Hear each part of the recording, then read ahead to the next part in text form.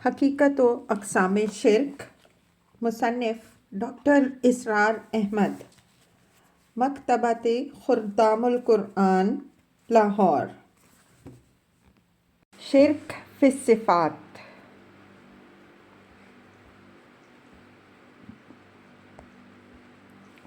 بعض مذہبی نزاعات اور ان کا حل۔ اب آئیے ذرا شرک فی الصفات کے کچھ دوسرے پہلوؤں کی طرف کہ جن سے بعض مذہبی نزاعات رونما ہوئے ہیں، شاید آپ کو ان کا کوئی حل میسر آ جائے۔ صفات باری تعالیٰ کے باب میں ایک بات تو یہ جان لیجئے کہ اللہ تعالیٰ کے لیے قرآن مجید میں بہت سے الفاظ استعمال ہوئے ہیں، بطور صفت بھی اور بطور اسماء بھی۔ اللہ تعالیٰ کے اسماء و صفات میں بہت تھوڑا فرق ہے۔ جب اس لفظ کو حالت نکرہ میں لاتے ہیں تو وہ اللہ کی صفت ہے، اور جب اسے معرف باللام کرتے ہیں تو وہ اللہ کا نام ہے۔ مثلاً سمیع اللہ کی صفت ہے کہ اللہ سننے والا ہے، جبکہ السمیع اللہ تعالیٰ کا نام ہے۔ ہمیں اللہ تعالیٰ کی معرفت اس کے اسماء و صفات ہی کے حوالے سے حاصل ہے۔ جیسے ہم کہتے ہیں آمنت باللہ کما ہوا باسمائہ و صفاتہ، کہ میں اللہ پر ایمان لایا جیسا کہ وہ اپنے اسماء اور صفات سے ظاہر ہے۔ تو ہمارا اللہ کے ساتھ جو ذہنی اور قلبی رشتہ ہے وہ اس کے اسماء و صفات کے حوالے سے ہے۔ قرآن مجید یہ بھی کہتا ہے لہ الاسماء الحسنی، جتنے اچھے نام ہیں اسی کے لیے ہیں۔ پھر یہ بھی کہ اللہ تعالیٰ کے لیے قرآن مجید میں جو نام آ گئے ہیں وہ تو یقیناً اللہ کے ہیں، اور جن صفات کا اس بات ہو گیا ہے وہ اللہ کے لیے ثابت ہیں، لیکن چند صفات کو بنیادی قرار دیا گیا ہے کہ بقیہ صفات انہی کی فروع اور شاخیں کورولریز ہیں۔ مثلاً صفت علم اللہ تعالیٰ کی ایک بنیادی صفت ہے، اور سمیع، بصیر، لطیف، خبیر، یہ تمام اصل میں علم ہی کے مختلف شعبے اور شاخیں ہیں۔ اسی طرح اللہ تعالیٰ کی ایک صفت قدرت ہے۔ اب اس کے ذیل میں اللہ تعالیٰ کے بہت سے نام آ جائیں گے، مثلاً المعز عزت دینے والا، المذل ذلیل کرنے والا، الرافع اٹھانے والا، الخافض گرانے والا، الباسط کشادگی دینے والا، القابض تنگی دینے والا۔ یہ سب اس کی صفت قدرت ہی کی فروع اور اس کی شاخیں ہیں۔ اللہ تعالیٰ کی بنیادی صفات یہ ہیں، اگرچہ مختلف علماء، محققین اور متکلمین کے ہاں یہ مختلف ہیں۔ نمبر 1، وجود۔ نوٹ: اللہ تعالیٰ کی صفت وجود کے بارے میں علماء و محققین اور متکلمین کے ہاں ایک باریک سی بحث ہے کہ وجود صفت ہے یا نہیں۔ نمبر 2، حیات۔ نمبر 3، قدرت۔ نمبر 4، علم۔ نمبر 5، ارادہ۔ نمبر 6، کلام۔ وہ الحی ہے، زندہ ہے، اس کا وجود حیات والا ہے، وہ صاحب قدرت ہے، صاحب علم ہے، صاحب ارادہ ہے، متکلم ہے، کلام کرتا ہے۔ ان تمام صفات کے ساتھ جب آپ 3 چیزیں جوڑ لیں گے کہ اس کی یہ صفت مطلق ہے، ذاتی ہے اور قدیم ہے، تو یہ توحید ہے۔ اور اگر مطلق ہونے میں، قدیم ہونے میں اور ذاتی ہونے میں کسی کو کسی پہلو سے شامل کر لیا گیا تو یہ شرک ہے۔ اللہ تعالیٰ کی حیات مطلق ہے، ذاتی ہے اور قدیم ہے، جبکہ ما سوا اللہ کی حیات ذاتی نہیں، عطائی، اللہ تعالیٰ کی عطا کردہ ہے، مطلق نہیں، مقید اور محدود، قدیم نہیں، حادث ہے۔ اگر یہ چیزیں پیش نظر رہیں تو توحید میں کوئی خلل نہیں آئے گا، لیکن اگر ان میں سے کسی ایک چیز کو بھی کسی ایک پہلو سے مجروح کر دیا گیا تو یہ شرک بن جائے گا۔ اسی طرح علم کے بارے میں توحید یہ ہے کہ اللہ کا ذاتی علم ہے، جبکہ ما سوا اللہ کا علم عطائی ہے۔ ما سوا میں سب شامل ہیں۔ جب فرشتوں سے کہا گیا کہ بتاؤ ذرا ان چیزوں کے نام، تو ان کا جواب تھا سبحانک لا علم لنا الا ما علمتنا، البقرہ 32۔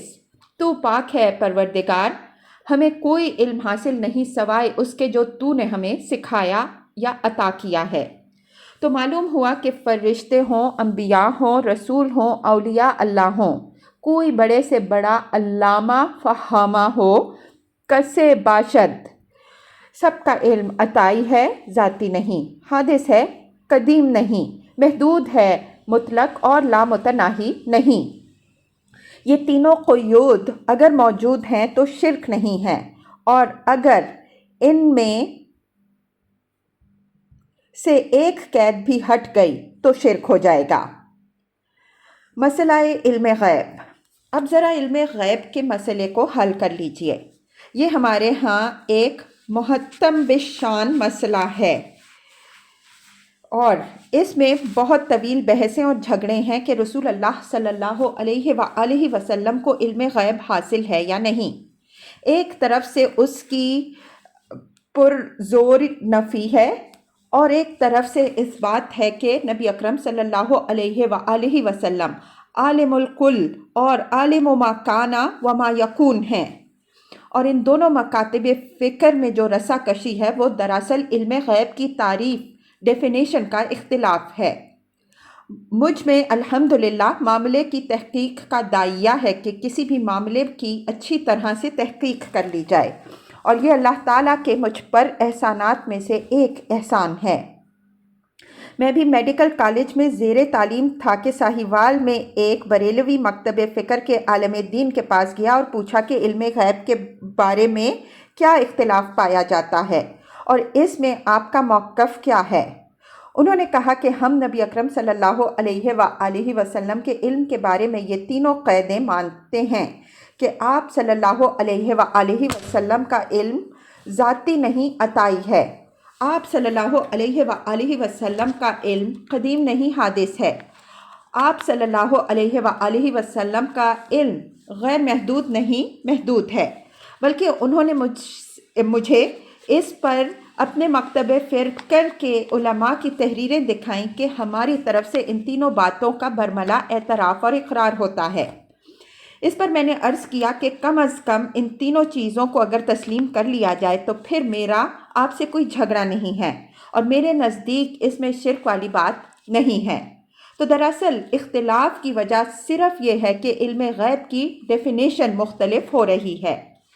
جو اس غیب کی نفی کرتے ہیں وہ اسے کسی اور طریقے سے ڈیفائن کرتے ہیں، اور جو غیب کا اس بات کرتے ہیں وہ اسے کسی اور طریقے سے ڈیفائن کرتے ہیں۔ جو اس کا اس بات کر رہے ہیں وہ بھی درست ہیں، اور جو نفی کر رہے ہیں وہ بھی درست ہیں، لیکن ایک جھگڑا ہے کہ حل نہیں ہو رہا ہے۔ قرآن مجید میں اللہ تعالیٰ کے لیے جو غیب کا لفظ کئی بار آیا ہے کہ عالم الغیب والشہادہ، وہ غیب اور حاضر کا جاننے والا ہے، تو ہمارے اعتبار سے ہے اللہ تعالیٰ کے لیے کوئی چیز غیب نہیں ہے۔ ہر شے آن واحد میں اس کے سامنے حاضر ہے۔ اس کے لیے غیب کا کیا سوال ہے؟ اللہ کے لیے اگر غیب کا تصور بھی آپ کریں تو کفر ہو جائے گا۔ جو چیزیں اللہ نے انسانوں کی نگاہ سے اوجھل کر رکھی ہیں وہ غیب ہیں، اس لیے کہ ہمیں اس دنیا میں امتحان کے لیے بھیجا گیا ہے۔ اگر سارے حقائق ہماری نگاہوں کے سامنے ہوں تو پھر امتحان کیسا؟ اگر جنت نگاہوں کے سامنے ہو، دوزخ بھڑکتی نظر آ رہی ہو اور فرشتے نگاہوں کے سامنے موجود ہوں، تو کون فرعون، کون نمرود، کون ابو جہل ہوگا جو انکار کرے گا؟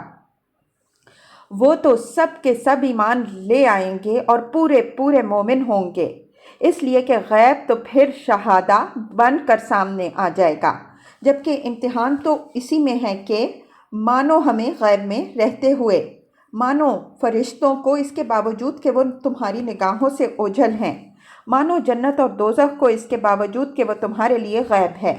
تو اس لفظ غیب کو اگر سمجھ لیا جائے تو جھگڑا باقی نہیں رہتا۔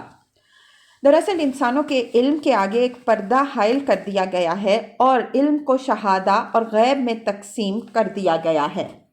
اب اللہ تعالیٰ جس کو نبوت عطا کرتا ہے تو اسے اس غیب والے علم میں سے کچھ حصہ دیتا ہے، تبھی تو وہ نبی بنتا ہے۔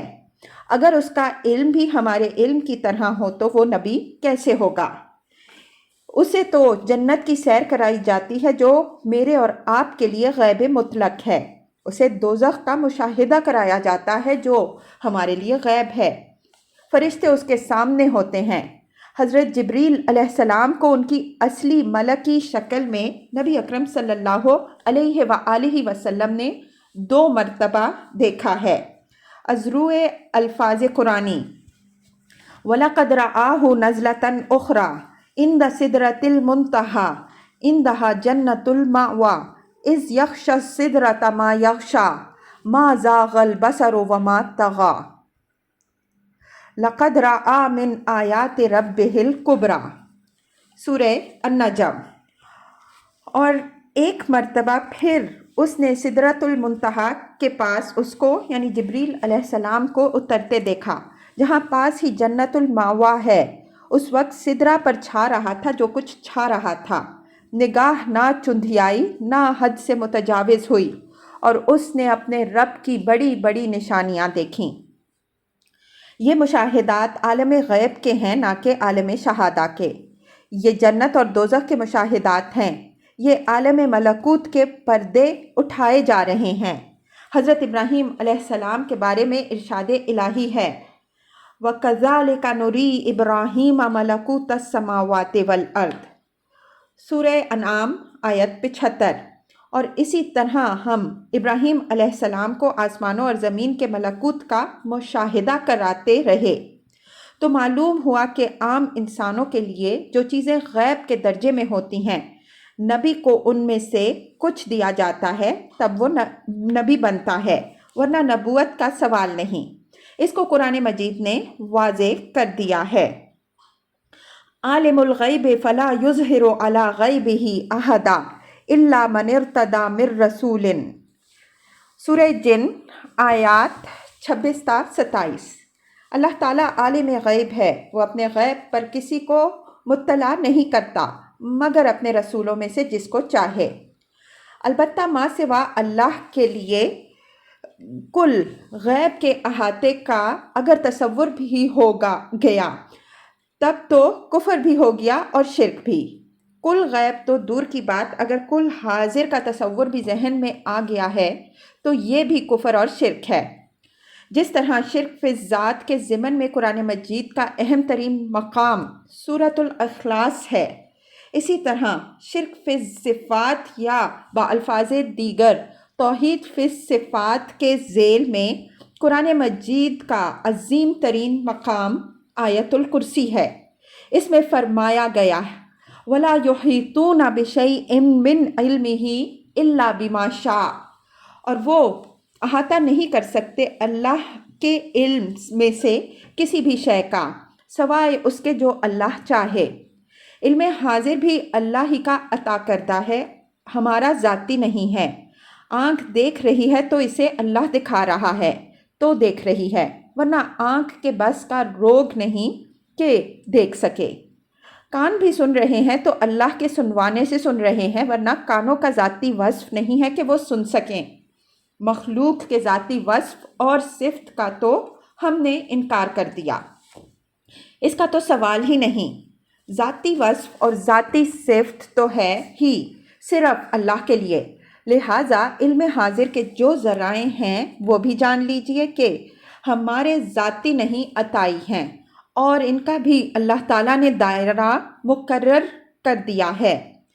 آنکھ کی جو حد ہے اتنا ہی دیکھے گی، اس سے آگے نہیں، البتہ دوربین لگا کر کچھ مزید دیکھ لے گی، لیکن پھر دوربین کی بھی ایک حد ہے جس سے تجاوز ممکن نہیں۔ لہٰذا علم حاضر ہو یا علم غیب، اگر ما سوا اللہ کے لیے کل کا احاطہ کریں تو شرک ہو جائے گا، ورنہ نہیں۔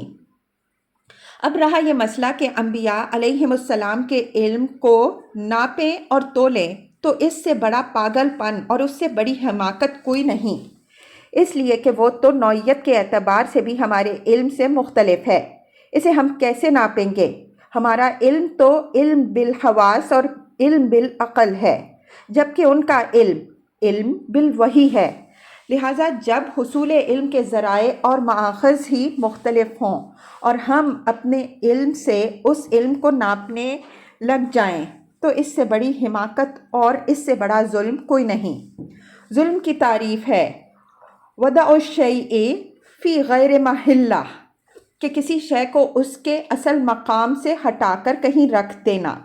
اسے منطق میں قیاس مال فارق کہتے ہیں کہ جو چیزیں بنیادی طور پر اور تقسیم کے اعتبار سے ہی مختلف ہوں، آپ ان کو ایک دوسرے پر قیاس کریں اور ان کو ایک دوسرے کے پیمانوں سے ناپ رہے ہوں، اور یہی ہے اصل مغالطہ۔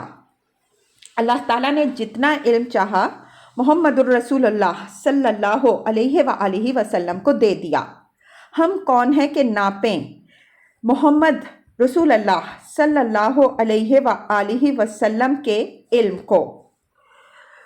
جو یہ کہے کہ حضرت محمد صلی اللہ علیہ وآلہ وسلم کا علم لامتناہی ہے اور اللہ ہی کے علم کی طرح کامل اور کل ہے، وہ مشرک ہے۔ لیکن جو اس کو اپنے تئیں ناپ تول کر بتائے گا کہ آپ صلی اللہ علیہ وآلہ وسلم کا علم اتنا ہے تو وہ خدائی کا دعویٰ کر رہا ہے۔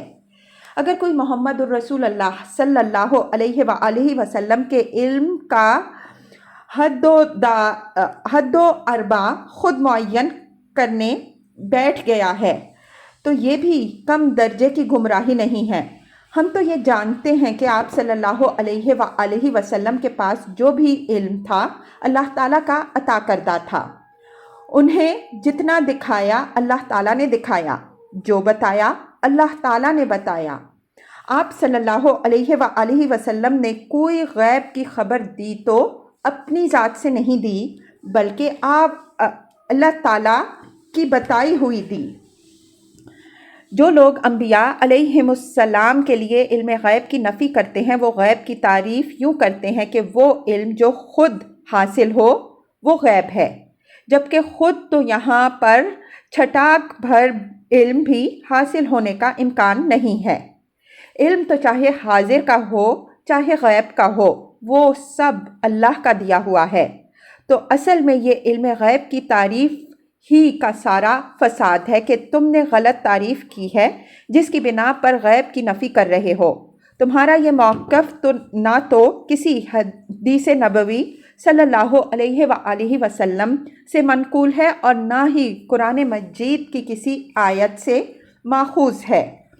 قرآن کے الفاظ تو یہ ہیں عالم الغیب فلا یظہر علی غیبہ احدا الا من ارتضی من رسول، سورہ جن آیات 26 تا 27۔ وہ عالم الغیب ہے، پس وہ اپنے غیب پر کسی کو مطلع نہیں کرتا مگر جس کو پسند کر لے اپنے رسولوں میں سے۔ چنانچہ یہ غیب کے پردے اللہ تعالیٰ اٹھاتا ہے صرف انبیاء اور رسل کے لیے، البتہ کتنے اٹھاتا ہے، کتنی اس کی مشیت ہے، کس کو کتنا دکھاتا ہے، یہ وہ جانے اور اس کا رسول جانے جس نے دیکھا۔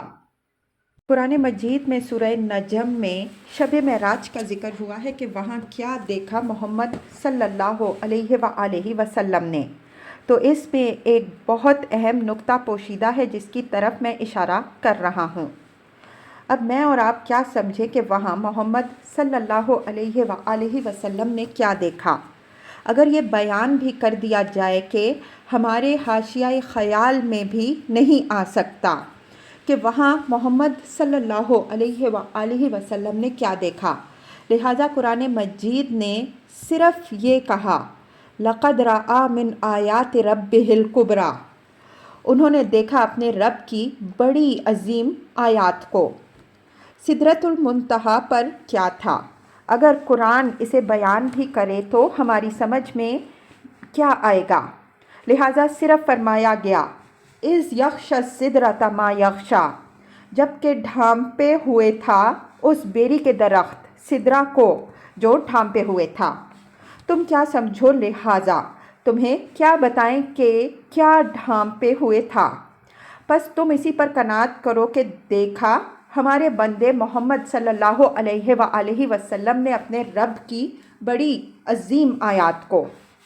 اس سے آگے تمہارے حاشیہ خیال میں آنے والی بات نہیں۔ یہ ہے معاملہ ہمارے علم اور ہماری حدود کا، اور ہم اس کو لے کر ناپنے چلیں انبیاء کرام علیہم السلام کے علم کو، اور اس سے بھی آگے بڑھ کر سید الانبیاء سید المرسلین حضرت محمد صلی اللہ علیہ وآلہ وسلم کے علم کو۔ تو یہ ہماری بنیادی غلطی اور بنیادی قصور ہے۔ ہاں، اگر کوئی یہ سمجھتا ہے کہ نبی اکرم صلی اللہ علیہ وآلہ وسلم عالم الکل ہیں، عالم و ما کان و ما یکون ہیں، تو یہ عقیدے کی خرابی اور شرک ہے۔ تاہم ما کان و ما یکون کو بھی سمجھ لیجئے کہ کہنے والا اگر اس نیت سے کہہ رہا ہے کہ نبی اکرم صلی اللہ علیہ وآلہ وسلم کا علم ماضی پر بھی مشتمل ہے اور مستقبل پر بھی، تو وہ غلط تو نہیں، اس لیے کہ ماضی کی بھی بہت سی خبریں نبی اکرم صلی اللہ علیہ وآلہ وسلم کو دی گئیں، اور مستقبل کی بھی بہت سی خبریں آپ صلی اللہ علیہ وآلہ وسلم کو دی گئیں۔ جب تک کہنے والا اس احاطے کے ساتھ نہ کہے کہ کل ماضی اور کل مستقبل کا علم آپ صلی اللہ علیہ وآلہ وسلم کے پاس ہے، تب تک اس میں کوئی حرج اور کوئی مذائقہ نہیں ہے۔ یہ صرف دو کیٹیگریز کے اعتبار سے ہیں۔ نبی اکرم صلی اللہ علیہ وآلہ وسلم قرآن مجید کے بارے میں یہ بیان کرتے ہیں کہ فیہ نبأ ما کان قبلکم وخبر ما بعدکم، اس میں جو کچھ تم سے پہلے ہوا ہے اس کی بھی خبریں ہیں، اور جو کچھ تمہارے بعد ہونے والا ہے اس کی بھی خبریں ہیں۔ تو قرآن میں اگر ماضی کی خبریں بھی ہیں اور مستقبل کے حالات کے بھی اشارے موجود ہیں، تو آپ صلی اللہ علیہ وآلہ وسلم کیا قرآن کا علم بھی نہیں رکھتے کہ انہیں معلوم نہ ہو کہ ماضی میں کیا ہوا اور مستقبل میں کیا ہوگا؟ سارے فساد کی جڑ ہے تو وہ ایک لفظ کل ہے۔ اگر ما سوا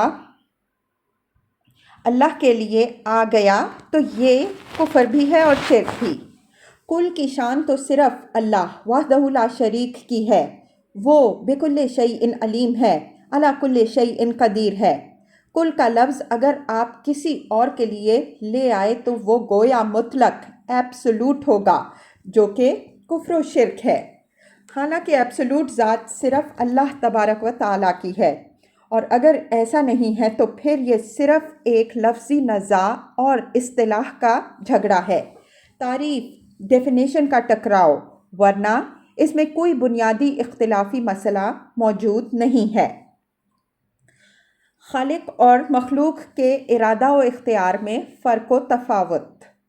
اور آگے چلیے، ارادہ ہم بھی کرتے ہیں اور ارادہ اللہ بھی کرتا ہے، لیکن وہ فعال لما یرید ہے کہ جو ارادہ کرے اسے کر گزرنے والا ہے، جبکہ کسی اور کی یہ شان نہیں۔ سب کے ارادے اللہ کے ارادے کے تابع ہیں۔ اللہ کا ارادہ مطلق ہے، کسی کے تابع نہیں، اسے کہیں سے سینکشن اور منظوری نہیں لینی۔ ایسی بات نہیں ہے کہ صدر امریکہ کوئی بل پاس کرانا چاہتا ہو لیکن پارلیمنٹ منظوری نہ دے اور اس کی جان مخمصے میں پھنس جائے۔ جیسے وقت کا فرعون جو خدائی کا مدعی تھا، اس نے حضرت موسیٰ علیہ السلام کو قتل کرنے کی قرارداد ریزولوشن اپنے دربار میں پیش کی، لیکن درباری نہیں مانے تو فرعون کے ہاتھ بندھ گئے۔ یہ مطلق شان اللہ کی ہے کہ وہ جو ارادہ کر لے کر گزرنے والا ہے۔ مشیت مطلق صرف اللہ تعالیٰ کی ہے۔ قرآن مجید میں جگہ جگہ فرمایا گیا ہے یفعل ما یشاء، وہ جو چاہتا ہے کرتا ہے، یخلق ما یشاء، وہ جو چاہتا ہے تخلیق کرتا ہے، تو عز من تشاء و تذل من تشاء، تو جسے چاہتا ہے عزت دیتا ہے اور جسے چاہتا ہے ذلیل کرتا ہے۔ اس کا اختیار مطلق ہے، اس کا ہاتھ کوئی روک نہیں سکتا۔ وہ چاہتا ہے تو آن واحد میں ابو جہل کو ہدایت دے دیتا ہے۔ یغفر لمن یشاء و یعذب من یشاء، المائدہ 18۔ وہ جس کو چاہتا ہے عذاب دیتا ہے اور جس کو چاہتا ہے بخش دیتا ہے۔ اگر وہ ابو جہل کو بخشنا چاہے تو اسے معاذ اللہ کون روکے گا، اور اگر وہ کسی بڑے سے بڑے نیک آدمی کو جہنم میں جھونکنا چاہے تو اس کا اختیار مطلق ہے، اسے کوئی روک نہیں سکتا۔ اور اہل تشیع کے مابین عقائد میں ایک بڑا بنیادی اختلاف یہ ہے کہ ہم اللہ پر عدل واجب نہیں سمجھتے، جبکہ ان کے نزدیک اللہ پر عدل واجب ہے۔ ان کے نزدیک مجرم کو سزا دینا اللہ تعالیٰ پر واجب ہے اور بے گناہ کو سزا نہ دینا اس پر واجب ہے، جبکہ ہمارے نزدیک ایسا نہیں ہے۔ وہ مالک الملک ہے، مختار مطلق ہے، مشیت مطلقہ کا حامل ہے۔ وہ بڑے سے بڑے نیکوکار کو بھی جہنم میں جھونکنے میں با اختیار ہے، البتہ یہ ہم جانتے ہیں کہ وہ نہیں جھونکے گا۔ امر واقعہ ڈیفیکٹو پوزیشن کوئی اور ہے، لیکن اس پر کوئی چیز واجب نہیں آتی، اس لیے کہ جب کسی پر کوئی چیز واجب ہو گئی تو وہ مطلق شان تو نہ رہی۔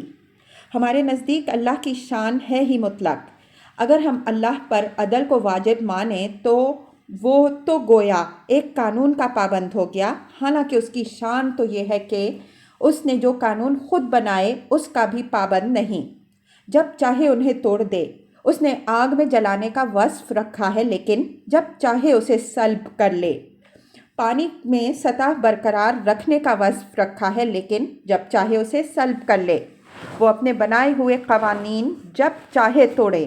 وہ اپنی ملک میں جس طرح چاہے تصرف کرے، اس کا اختیار مطلق ہے، جبکہ ہمارے اختیار اور ہماری مشیت کی کیا حیثیت؟ فرمایا گیا وَمَا تَشَاءُونَ إِلَّا أَن يَشَاءَ اللَّهُ الدہر 3۔ اس کے دو بڑے پیارے ترجمے کیے گئے ہیں، ایک یہ کہ وہ اور تمہارے چاہے کچھ نہیں ہوگا جب تک اللہ نہ چاہے، لیکن یہ تو ہے نتیجہ کے اعتبار سے یہ لفظی ترجمہ نہیں ہے بلکہ محتاط ترجمانی ہے۔ دوسرا ترجمہ ہے اور تم چاہ بھی نہیں سکتے جب تک اللہ نہ چاہے۔ یہ ہے اصل میں اللہ تعالیٰ کی مطلق مشیت کہ تمہاری مشیت بھی اس کی مشیت کے تابع ہے۔ تم چاہ بھی نہیں سکتے جب تک کہ وہ نہ چاہے۔ یہ ہے اصل میں توحید کا وہ مقام کہ جہاں انسان کا ارادہ اللہ کے ارادے میں فنا ہو جاتا ہے کہ پروردگار جو تو چاہے بس وہی ہے، میں کیا چیز ہوں اور میری کیا مشیت اور میرا کیا ارادہ۔ اس میں چوٹی کی بات یہ ہے کہ سید المرسلین محبوب رب العالمین حضرت محمد رسول اللہ صلی اللہ علیہ وآلہ وسلم کی مشیت کے حوالے سے اگر دھوکہ ہو سکتا تھا تو اللہ تعالیٰ نے پیش بندی طور پر فرما دیا اِنَّکَ لَا تَهْدِی مَنْ أَحْبَبْتَ وَلَکِنَّ اللَّهَ یَہْدِی مَن یَشَاءُ۔ القصص 56۔ یقیناً اے نبی صلی اللہ علیہ وآلہ وسلم آپ نہیں ہدایت دے سکتے جسے بھی آپ چاہیں، لیکن اللہ ہدایت دیتا ہے جس کو چاہتا ہے۔ اب اس تنبیہ اور رہنمائی کے بعد کہاں شرک کا امکان باقی رہ سکتا ہے؟ قرآن مجید نے تو ایسے سب راستے مسدود کر دیے ہیں جن سے شرک در آ سکتا ہے۔ نبی اکرم صلی اللہ علیہ وآلہ وسلم کے ساتھ یہ انداز تخاطب ہے ہی اس لیے کہ کہیں مغالطے کا شائبہ بھی پیدا نہ ہو جائے، اور یہ اسی کا نتیجہ ہے کہ الحمدللہ یہ امت بحیثیت مجموعی شرک سے بچی ہوئی ہے۔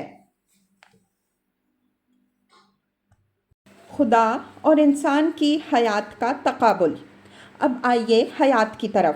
ہم بھی زندہ ہیں اور اللہ بھی زندہ ہے، لیکن ہماری زندگی اول تو یہ کہ ہم اپنی نہیں بلکہ عطائی ہے، لائی حیات آئے قضا لے چلی چلے۔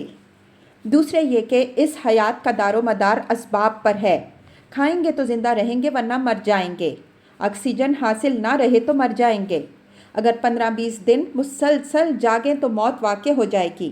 معلوم ہوا کہ یہ حیات بڑی ہی کمزور اور بیچاری ہے، یہ بڑی ہی مجبور زندگی ہے جو دوسروں کے سہارے پر قائم ہے۔ اس کے ساتھ ضعف اور احتیاج ہے، آرام اور نیند کی ضرورت ہے، جبکہ اللہ تعالیٰ کی حیات کیا ہے؟ آیت الکرسی میں ہے اللہ لا الہ الا ہو الحی القیوم لا تأخذہ سنۃ ولا نوم۔ سورہ البقرہ آیت 255 کہ اس کی زندگی تو وہ زندگی ہے جس میں نہ اونگ ہے اور نہ نیند، اس کی قوتوں میں کوئی عزم حلال پیدا نہیں ہو سکتا۔ ارشاد باری تعالیٰ ہے وَلَقَدْ خَلَقْنَا السَّمَاوَاتِ وَالْأَرْضَ وَمَا بَيْنَهُمَا فِي سِتَّةِ أَيَّامٍ وَمَا مَسَّنَا مِن لُغُوبٍ۔ سورہ قاف آیت 38۔ اور ہم نے آسمان اور زمین اور جو کچھ ان کے مابین ہے 6 دنوں میں پیدا کیے اور ہم پر کوئی تکان طاری نہیں ہوئی۔ یعنی خالق کائنات کی زندگی کو اپنی زندگی کے مظاہر پر قیاس نہ کر بیٹھنا۔ اس کی زندگی اسباب اور سہاروں کے بل پر قائم نہیں بلکہ قائم بالذات ہے، عطائی نہیں بلکہ ذاتی ہے۔ اب ذرا سوچئے کہ ہماری زندگی کو اس کی زندگی کے مقابلے میں زندگی کہا بھی جا سکتا ہے؟ یہ تو صرف صورت حیات ہے، حیات نہیں۔ حیات تو صرف اللہ کے لیے ہے۔ اسی طرح ہمارے پاس صرف صورت علم ہے، علم نہیں۔ العلم تو صرف اللہ کے لیے ہے۔ ہمارے اندر تو صرف ارادے کی ایک صورت ہے، حقیقتاً اور مطلقاً ارادہ تو صرف اللہ تعالیٰ کا ہے۔ ہمارے اندر مشیت کی صرف ایک جھلک سی ہے، جبکہ اصل مشیت تو اللہ کی ہے۔ اس سے یہ نتیجہ نکالیے کہ مخلوقات کی جملہ صفات کو جب صفات خالق کے مقابلے میں رکھا جائے گا تو کہا جائے گا کہ یہ معدوم کے درجے میں ہیں، ان کی حقیقت کچھ نہیں ہے۔ ہمارے پاس کچھ علم ہے لیکن اللہ کے علم کے مقابلے میں کچھ نہیں۔ ہمارے اندر حیات ہے لیکن حیات خداوندی کے مقابلے میں کچھ نہیں۔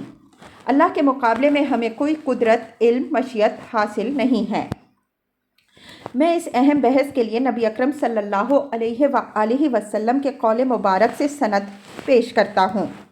نبی اکرم صلی اللہ علیہ وآلہ وسلم نے صحابہ کرام رضی اللہ عنہم اجمعین کو دعائے استخارہ سکھائی۔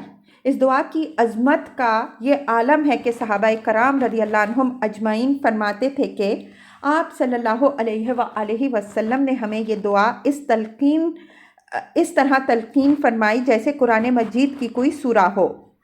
دعائے استخارہ کے الفاظ ہیں اللہم انی استخیرک بعلمک واستقدرک بقدرتک واسألک من فضلک العظیم۔ اے اللہ، میں تیرے علم سے خیر کی بھیک مانگتا ہوں اور تیری قدرت سے کچھ قدرت کی بھیک مانگتا ہوں، اور میں تیرے فضل عظیم سے کچھ سوال کر رہا ہوں۔ جیسے حضرت موسیٰ علیہ السلام کے الفاظ سورہ قصص میں آئے ہیں ربی انی لما انزلت الی من خیر فقیر۔ اے میرے رب، تو جو بھی میری جھولی میں ڈال دے میں اس کا محتاج ہوں۔ مقام عبدیت تو یہی ہے کہ انتم الفقراء الی اللہ، سورہ فاطر آیت 15، کہ تم ہر معاملے میں اللہ کے محتاج ہو۔ دعائے استخارہ کے مذکورہ بالا 3 جملے مقام عبدیت کی وضاحت کے لیے بہت عظیم ہیں۔ اگلے 2 جملے فَإِنَّكَ تَقْدِرُ وَلَا أَقْدِرُ وَتَعْلَمُ وَلَا أَعْلَمُ، بس تجھے ہی قدرت حاصل ہے، مجھے کوئی قدرت نہیں، اور تو ہی جانتا ہے، مجھے کوئی علم حاصل نہیں۔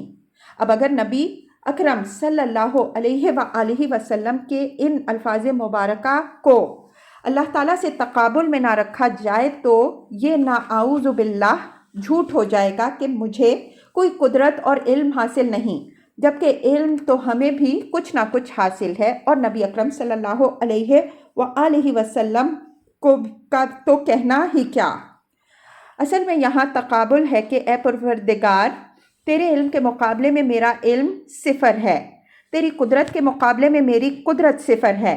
تو جب صفات مخلوق کا صفات باری تعالیٰ کے ساتھ تقابل ہوگا تو مخلوق کی صفات معدوم کے درجے میں شمار ہوں گی۔